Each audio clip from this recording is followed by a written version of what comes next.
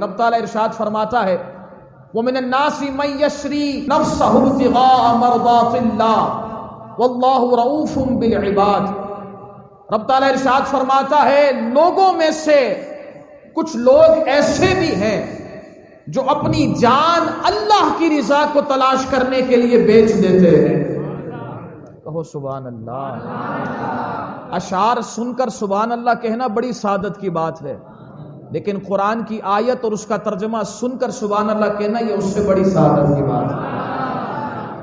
فرمایا لوگوں میں سے کچھ لوگ ایسے بھی ہیں جو اپنی جان اللہ کی رضا کو تلاش کرنے کے لیے بیچ دیتے ہیں، اور اللہ تو ہے ہی اپنے بندوں پر رؤوف اور رحیم، بڑا مہربان ہے۔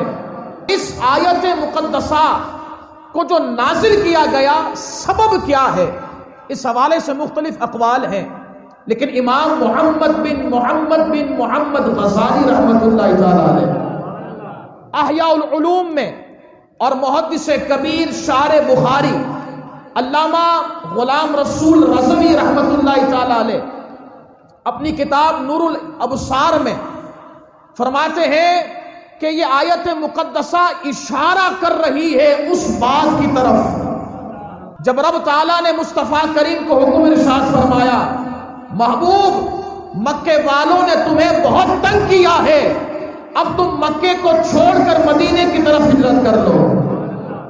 اب مصطفیٰ کریم صلی اللہ علیہ وسلم مدینے کی طرف ہجرت کر رہے ہیں، صحابہ بہت سارے ہیں، لیکن اپنی جان کے لیے جن دو شخصیات کا مصطفیٰ کریم نے انتخاب فرمایا ان میں سے ایک کو صدیق اکبر کہتے ہیں، دوسرے کو حیدر کرار کہتے ہیں۔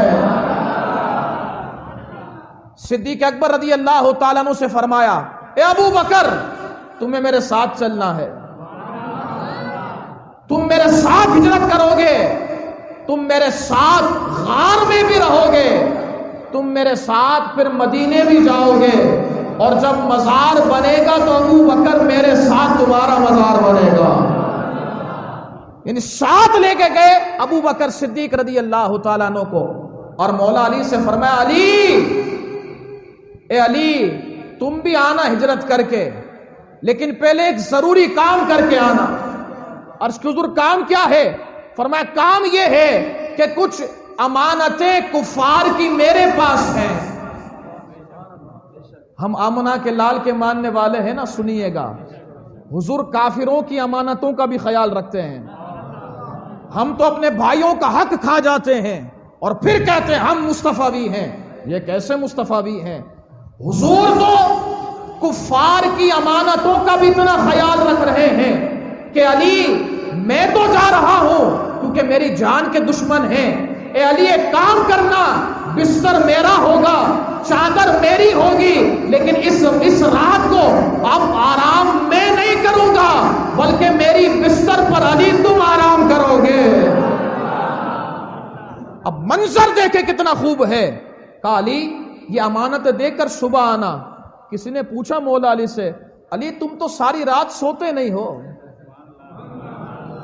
تم تو ساری رات سوتے نہیں ہو، ساری رات مصطفیٰ کریم کے رب کی عبادت کرتے ہو، بتاؤ علی اس رات سوئے تھے یا جاگ رہے تھے؟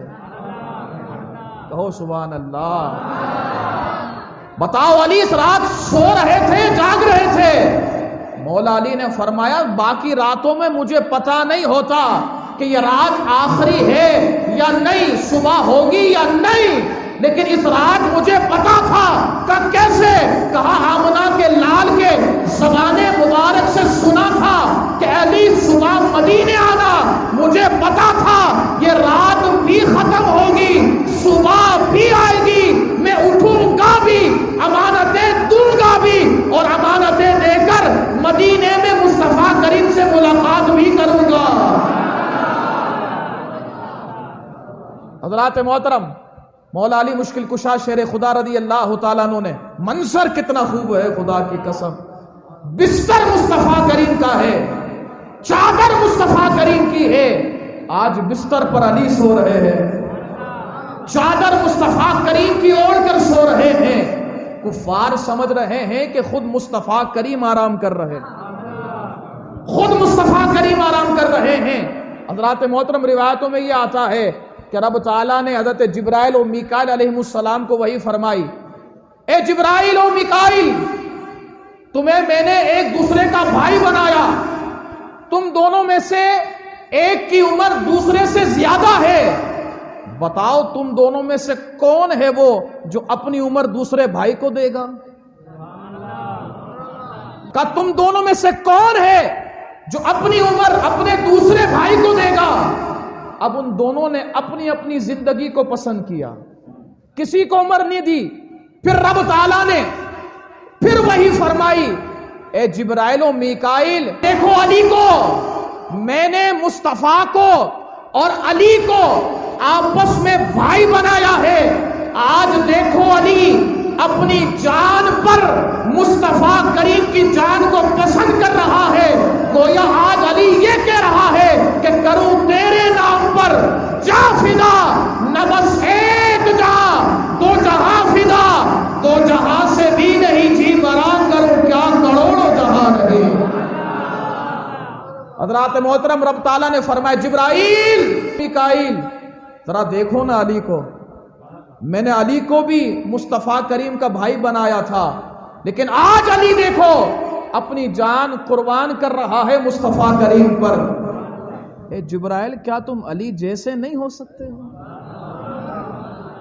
سبحان اللہ۔ امام غزالی کی بات کر رہا ہوں، انہوں نے لکھا ہے، کہو سبحان اللہ۔ محدث کبیر علامہ غلام رسول رضوی صاحب نے لکھا ہے، کہو سبحان اللہ۔ فرماتے کیا علی جیسے نہیں بن سکتے؟ پھر فرمائے جبرائیل و میکائیل جاؤ اب زمین پر اور علی کو دشمنوں سے بچا لو۔ اب منظر کیا ہے؟ خود روایت کرنے والے بتاتے ہیں کہ جبرائیل امین علیہ السلام مولا علی کے سر کی طرف اور میکائیل علیہ السلام مولا علی کے قدموں کی طرف، اور علی کو جبرائیل امین علیہ السلام پکار کر کہتے ہیں، علی تیرے قسمت پر قربان جاؤں، میں 100 بار واری جاؤں، اے علی تو ایسا بہادر ہے کہ تیری بہادری کی وجہ سے اللہ تعالیٰ فرشتوں پر فخر فرما رہا ہے۔ یہ ہے مولا مشکل کشا، یہ ہے شیر خدا، یہ ہے حیدر کرار، اور یہ ہے سنیوں کا اسٹیج، اور کر رہا ہے اعلی حضرت کا نوکر، عطار کا مرید، اور بتا رہا ہے ناس بھی کوئی اور بلا ہے، ہم صدیق اکبر